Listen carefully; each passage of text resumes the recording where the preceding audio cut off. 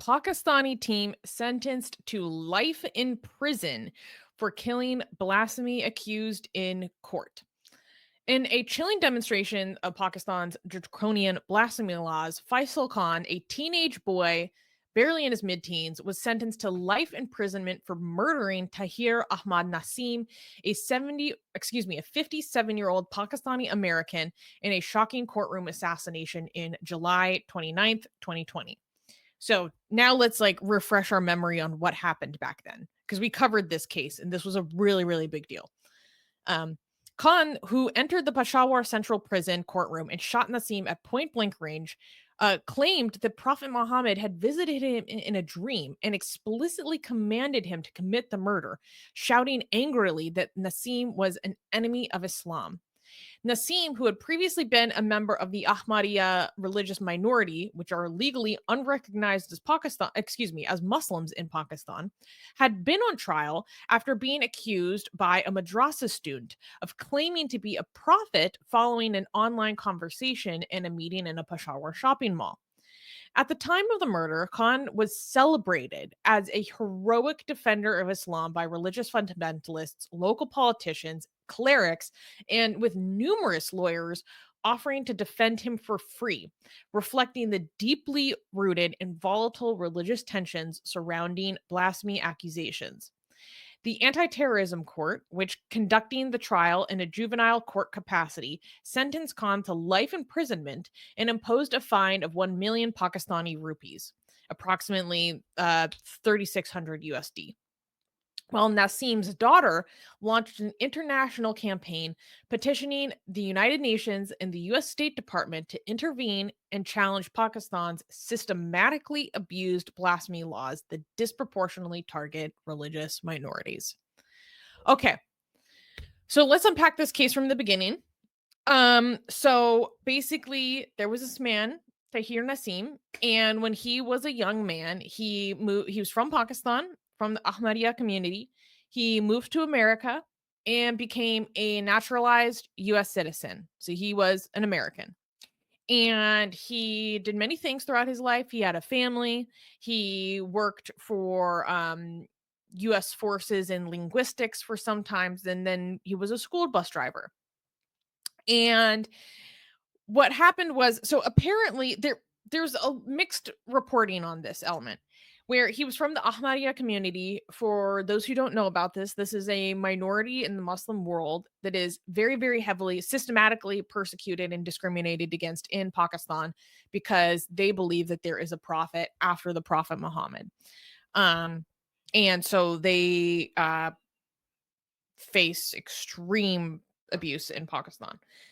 And um, there are some reports that say that he converted to Sunni Islam, and then other reports saying, "Oh no, he only did this to get away from his Ahmadiyya identity, like it wasn't a valid conversion." And then there's other accusations that he had been claiming to be a prophet himself, which is very obviously one of the most heretical, blasphemous things you can do in Islam. Um, so those are all claims that I hear floating around. Um, it's not entirely clear what the actual status of what his beliefs were, but that led to some of the hatred against him. So he had been in conversation online with a bunch of madrassa students in Pakistan. And basically, these madrassa students lured him from the US to Pakistan saying that, "Oh no, we're just gonna have a conversation. Like we're gonna have based on what I've read, almost like they framed it as, oh, we're gonna have maybe a debate or something. It's gonna be all very respectful. We talk about our differences in religious views and all this stuff." And so this happened around 2018, I believe. Meanwhile, his children are full-blown kids. One of his sons is less than 10 years old at the time. His daughter, I think, is around maybe the age of 15, 16. Like his kids are still very, very young. And he, on false pretenses, goes to Pakistan. And I think he meets with this madrasa student or something at a mall. And basically, this madrassa student then files a police report against him and files charges against him for blasphemy. And so then this guy gets taken and is now going through the Pakistani court system accused of blasphemous remarks against the Prophet Muhammad and the seal of the prophet, which is an extremely serious offense. I mean, I probably don't need to tell most of our audience that. And so what ended up happening? So first of all, he's stuck in the court system for like 2 years. And according to this man's daughter, who was doing activism on his behalf while she's still a very young person herself, saying that apparently they did not get a lot of support from the US State Department, which is I mean, it's horrible, you know. This person is an American, and in a situation like that, it's incumbent upon, you know, our resources and departments of state to help ensure the security of Americans. Um, but apparently their hands were kind of tied in the situation. So there were some rumors that he was maybe going to get acquitted of this case. So what ended up happening was that this teenager, who was either 15 or 17 years old at the time, depending on reporting, was basically incited to go commit this murder. He said that Prophet Muhammad came to him in a dream to go commit this murder. And basically, it was through a lawyer in the courtroom was able to smuggle in a weapon into the courtroom and shoot this man dead at point blank range. And he died almost instantly before he could be taken in an ambulance or to the hospital. And, you know, there's no doubt that this kid did it because, I mean, he did it in open court, right? And he was immediately lauded as a hero.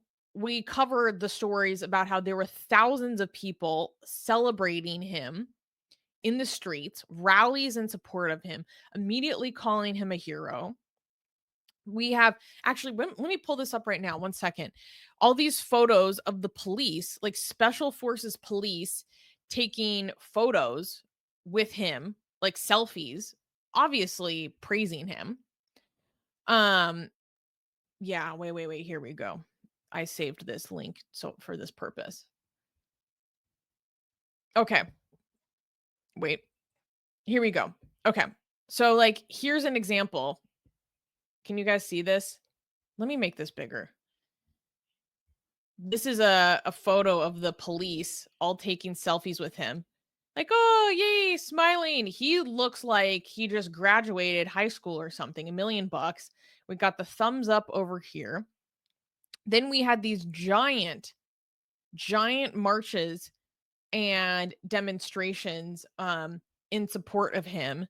There were all these examples of where is it, like people like trying to shower him with flowers and taking his photo and covering it with flowers and garlands and um celebrating him, unequivocally praising him for what he did. So basically the update is that he got sentenced to prison. So that's today's update, that justice was served. However, there are main things I want to say about this is one, people might say, like, oh, well, why didn't he get the death penalty or blah, blah, blah. I'm actually very glad that he didn't get the death penalty. And the reason why, besides the fact that in general I'm opposed to the death penalty, but in this specific instance, is because I believe that if he ended up getting executed for this act, he would be celebrated and lionized even more. And he would become a martyr even more. And that's the last thing that we need for an act like this right now. Like, good, have him go rot in jail. Like, because when we saw the assassination of the governor of Punjab, um, Salman Taseer, who was assassinated by his own bodyguard because he merely asked for mercy for a blasphemy accused, He didn't even commit blasphemy himself. He asked for mercy towards someone who had been accused of blasphemy, a Christian woman. He was murdered by his own bodyguard. His bodyguard's funeral was attended by hundreds of thousands. The photos of the size of the crowd are mind-boggling. And then the grave and tomb of that murderer then became a shrine, essentially. People, completely lionized and heroized that man. I don't want this kid to get that same treatment. He doesn't deserve it, you know? So I actually prefer that he gets life in prison over facing the death penalty for what he did. Now, the problem is that one, as much as I'm like, okay, yay, good news from Pakistan, there are some things about this case that I think were a miscarriage of justice. One, he was able to successfully petition to be in juvenile court. And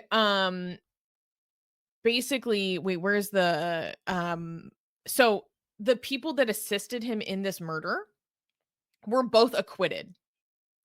They were both acquitted and not found guilty and completely let off, despite the fact that one of them openly admitted that they had a role in the murder. So these are the people that helped him get into the courtroom, supplied him with the weapons, helped incite the murderer to go do this. They are completely acquitted and let off. Um, Despite the fact that they openly admit that they had a role in the killing. And so that's why some people are saying that this is a miscarriage of justice. Um, and it's really heartbreaking. I went to go read several um op-eds and stuff that his daughter wrote after this happened. I remember when it happened, she was circulating petitions to try to get the murderer like extradited to the United States to be tried because she didn't feel like he would face a fair trial in Pakistan, and for good reason. I remember signing that petition, circulating that petition, um, uh, thinking about what her life is like. I actually went and found her on LinkedIn, and it seems like she's doing well for herself, but it's just like horrible to think about like their young children who lost their father over someone who entrapped him into a blasphemy case. We've been talking about blasphemy entrapment in Pakistan more and more on this channel. um I'm heartbroken over the failure of the US government to act accordingly to protect their citizens. um and what's also really sad is hearing his daughter talk about what she's gone through. So merely because she comes out in the open and talks about, "Hey, my dad was murdered, can I get justice?" Or, "Hey, can we treat the court case a certain way?" Blah blah blah. She was immediately flooded with death threats from Pakistanis. Flooded to the point that a month later, because the op-ed that I read was published very shortly after the original murder. Within a month, she'd, like, already gotten used to being flooded with death threats. Within a month, still grieving because your dad was murdered in open court because no one protected him, and you're getting flooded with death threats. And she's saying, um, she is also grieving the lack of support inside the country her father considered a second home, and fears that she may not be able to visit ever again because she grew up visiting. Of course, you'd go visit the country that your dad came from. She said, quote, "Right now, I know that it's not ideal for me to go back because being related to my dad could get me killed," she said. "It's just very, very heartbreaking and sad that people would do this to us, to their own, and that they would turn their back at us.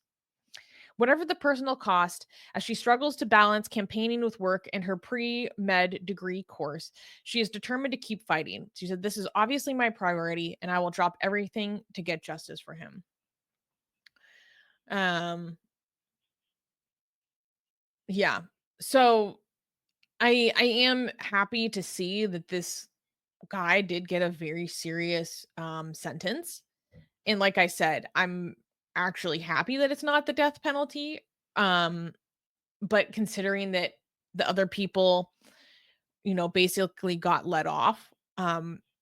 I don't know, it doesn't feel like 100% a good news. Um, but Armin, what do you think? No, I agree with you. I mean, it's better. It's better this way. I just wondering if he's gonna get free. As some people were suggesting in the chat that maybe something will happen. The Islamists would put pressure, and that they will free the man. So that's a source of worry. That's a legitimate source of worry. So I also saw somebody in the chat asking this, and because they asked it, I knew the answer to this, so I wanted to highlight it. Sky is saying, isn't that blasphemy in itself to have a dream featuring Muhammad? So this is actually very interesting. Susie, what do you think? Is it blasphemy to claim that I saw Muhammad in my dream? I don't think so. Not Mm, necessarily. I think if you claim to mm, be receiving certain messages or if you receive a revelation, that would be blasphemy. I don't necessarily mm. think the dream itself No, is blasphemy. I mean, am I wrong? Tell me, Mufti Armin. no, you're right. No, no, yeah, yeah, yeah. No, you're right. But messages from Muhammad is not blasphemy. Messages from God is blasphemy. Saying Muhammad in your dream is not blasphemy because it's not a connection to God; it's a connection to Muhammad. And also, not only it's not blasphemy, it's actually if you see Muhammad, is Islamic belief that if you see Muhammad in your dream, that is not just a dream; that is Muhammad. Oh, So it's damn. actually the opposite. Yeah. So if you see Muhammad in your dream, you're actually seeing Muhammad himself. So it's the opposite of blasphemy. You actually talk to Muhammad. In fact, this is so strong. This is not just a you know sometimes I say some Muslims believe because it's just a small group of people who believe it. Okay. However, this is not that. This has hadith behind it. Hold on. So not only hadith, this has actually Sahih Bukhari hadith backing this belief. Look at this.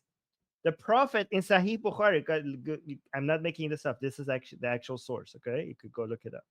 For people who are new here, if it's Sahih Hadith, especially Sahih Bukhari and Sahih Muslim, it means that it's a fundamental, inseparable part of all four Sunni Islamic schools of thought. So this is pure Islamic belief. So what did Muhammad say? This is a hadith from Muhammad. Whoever has seen me in a dream, then know that he has seen me. For Satan cannot imitate my shape. So the reason why if you see Muhammad in your dream, that's Muhammad himself is because it's impossible for Satan to pretend to be Muhammad. So if you see Muhammad in a dream, that's Muhammad himself, according to the hadith. This is a bit problematic because we actually covered a No, yeah, story that happened yeah. in Pakistan 2 years ago where a teacher was killed because a 13-year-old had a dream that the teacher committed blasphemy in their dream. So they murdered Right. their teacher. This yes, that's a source of problem. If you see Muhammad, I mean, so Sarah is asking, what if a Jew sees Muhammad in a dream? I mean, you could. The questions are actually a lot, Sarah, because what if I see Muhammad in a dream and Muhammad sees that orgies are actually fine, for example, right? What if Muhammad? What if some? I assume. What if Muhammad comes into my dream and says that I don't know, I hate Islam, I hate the Quran, like what do I do with that? What do I do with that? No, but this is So the there is a problem lot of because in the murder case that I just told you about, a 13-year-old girl had a dream that Prophet Muhammad had directed them that the victim had committed blasphemy against the prophet and the prophet had ordered them to slaughter the victim.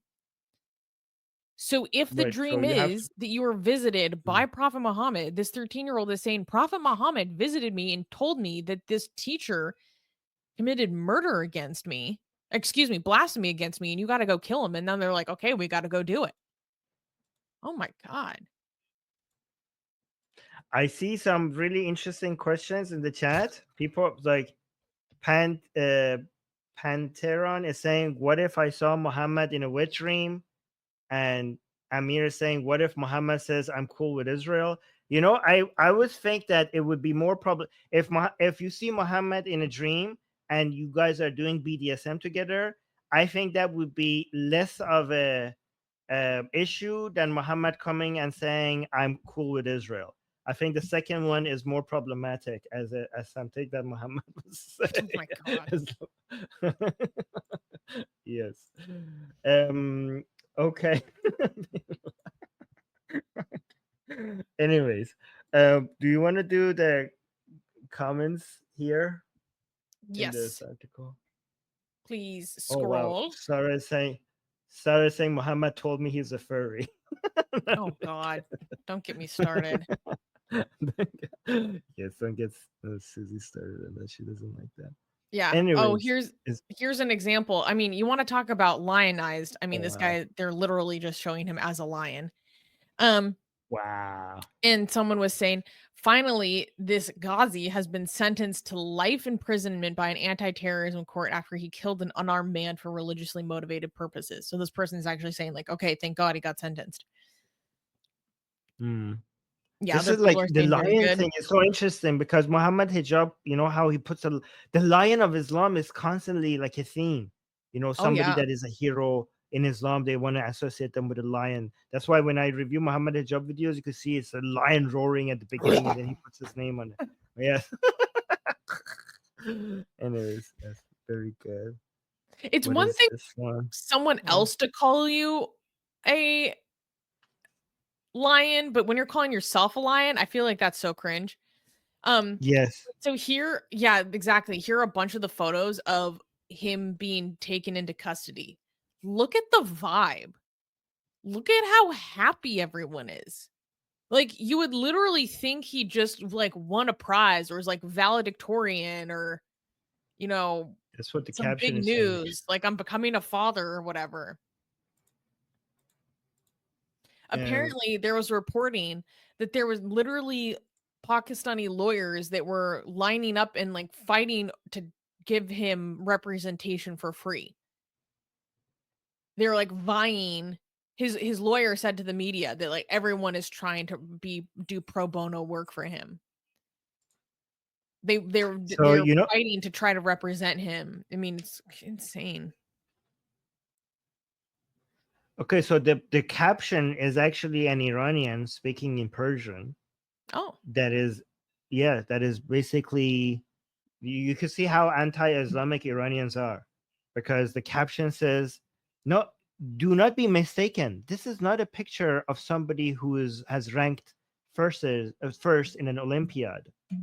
This is a Muslim brother who has killed somebody for blasphemy and." In a court with a bullet and این چنین از طرف مسلمین و مورد تشدید. And this is how they're praising him. So he says, like, look how basically the caption in Persian is saying, look how barbaric basically Muslims are, that they treat somebody like this because he killed somebody for blasphemy, not because he's like ranked number one in mhm. math or in Not sports or because of an something accomplishment, noteworthy. not because of It's not yeah. yeah. So this Iranian guy is saying, like, look, this is what's considered an accomplishment in Pakistan. So he's making fun of it, right? I mean, let's be clear. So They actually have every social motivation to do this. There are no incentives to not do this. I mean, from a very logical perspective, you have a million incentives to go do this.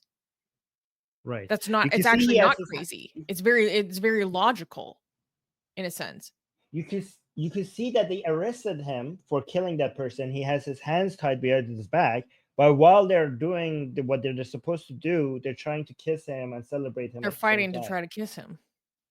They're fighting to try to kiss him while arresting him. This is such a weird place. This could be Pakistan. What about this one? Oh, and then this person is like full blown making threats. Um fully in support of what happened, not only in Pakistan, any in the world. We will try to kill people like Tahir. We don't compromise on our beloved prophet. Interesting. Okay, so that was the last comment. We're running out of time, so let's do the super chats really quick because I know you want to make sure that Oh, yeah, we yeah. get enough time that you say. Yeah. Oh, hi, Shami. Shami is giving £2 saying, thank you for sharing this, guys. Of course. Thank you for joining us. Yes. Thank you for the support. And people, by the way, I appreciate our audience from Pakistan and our Pakistani audience as well. I noticed other people from Pakistan were also mentioning that they were grateful that we're covering this. And thank you so Mhm. much, Mohammed, for supporting us. And yeah, and guys, let's remember all the people in Pakistan who have to deal with this bullshit, and other people, other Pakistan people from Pakistan around the world that are noticing what's happening to the country. Like when you see these things, like you have to sympathize with the Pakistani people who Oh my don't want God. to see this happening to the country. Yeah. Yeah. Yeah. Yeah. Um, Engaging American is asking a good question, especially because depictions are not really allowed. Saying, how will you know what the Prophet Muhammad looks like? Well, if he claims that he's Muhammad, according to this hadith, it's Muhammad. Okay. So if you see, I don't know, a pink hippo with a dildo up its ass claiming that I'm Muhammad, then that's what Muhammad looks like. Okay. So it cannot be anything else but Muhammad. Okay. Why are you like this? God damn. That's what it came to my mind. Um, okay, so the last thing that I wanted to talk about is Giving Tuesday. Okay, guys, for those of you who are not Americans, let me explain what this is. Basically, I don't know what it is about Americans, but we've decided that every day after Thanksgiving has its own meaning. Okay. So there's Black Friday, Small Business Saturday, there's something on Monday. It's a whole thing. And in the spirit of gratitude of the season and of your giving, and maybe giving back after you just did a bunch of buying presents, for the holidays or whatever, we have Giving Tuesday. So we have a Giving Tuesday campaign for Atheist Republic, and please consider giving. You don't have to wait for Giving Tuesday, which is December 3rd. You can go ahead and give today. And this is really important for us because this Atheist Republic team is not just me and Armin. We have a huge team behind the scenes, both on the Persian side, on the English side, on the Arabic side. Um, and we really want to make our work bigger and better than ever before. We've had a huge impact this year and we've already reached over 10 million views this year alone, with our English and Persian channels combined. The Persian channel is already over 5 million, and that's what I love about our work is not only are we talking about these issues that maybe some people think are too controversial, or they try to silence the conversation, shut down discussion of these difficult topics, but we want to cover it with compassion and rationalism. But we also bring that to the Persian side of things, which is really important because, if you're here on this channel, you know that we believe that a free Iran, free from the Islamic Republic, is one of the most important steps towards peace in general, but specifically peace in the Middle East.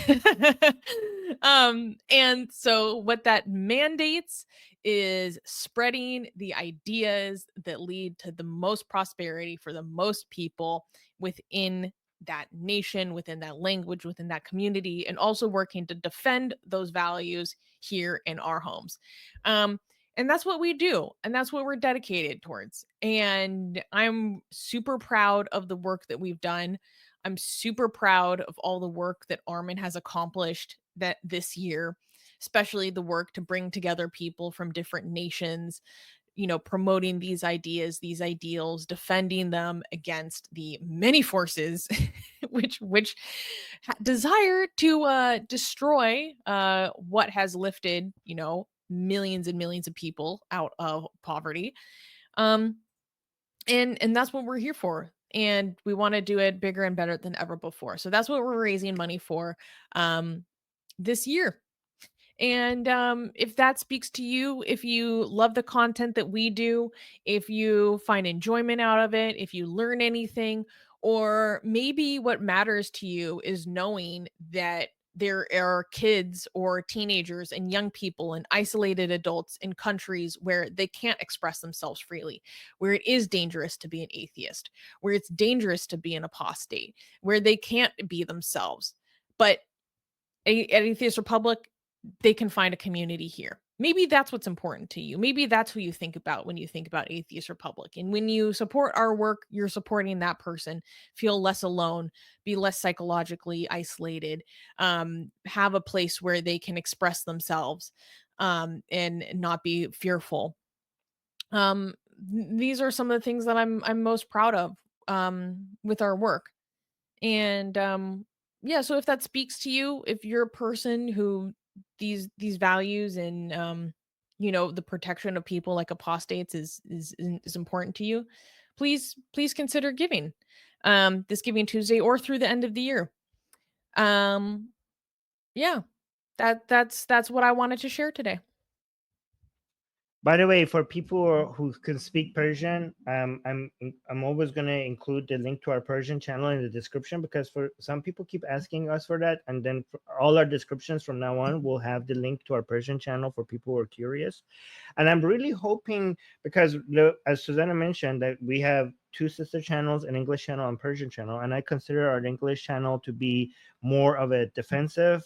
We're and our Persian channel to be more on the offensive, right? We have these dangerous ideas that are um, trying to come and inhibit progress around the world, because the world is getting better and better, but there are certain backwards ancient ideas that are, and some modern ones that are standing in our way, and they're coming for these countries that are progressing faster than the rest of the world, but these toxic ideas could stop the speed of progress. So the English channel, the way I see it, is trying to raise awareness so that we become stronger against the spread of these toxic ideas in Western liberal countries. But the Persian channel goes to the heart of the problem. It's more at the offensive. It's the source of, and one of the major source of these horrible ideas, which is the Islamic Republic. We know that when you see a lot of the terrorism and a lot of the propaganda and a lot of the brainwashing comes from the mullahs in Tehran, and the greatest weapon that we have against the mullahs in Tehran are the Iranian people. So the Persian channel, when it comes to the thoughts, the ideas that we think make the world a better place, I think spreading those ideas in Iran does the world a favor, and that's why we see the Persian channel as our offensive force. So, and I'm hoping, by the way, guys, I know I'm like, uh, some people accuse me of being a tech bro because I rely too much on the advancement of tech for a lot of our problems to be solved. But I'm genuinely optimistic about you guys being able to at some point watch our Persian channel, because hopefully with AI we're going to have real-time translations without subtitles at some point on YouTube. So you guys would be able to, the people who don't speak Persian, I'm hoping that you could come and watch our, in the near future, hopefully you get to watch our Persian channel and get more familiar with what we talk about there. And you are going to basically real time as I'm speaking, you're going to be able to see the translation with my own voice in English. I hope that becomes an option on YouTube soon. So, subscribe to that channel as well, in case that ever happens.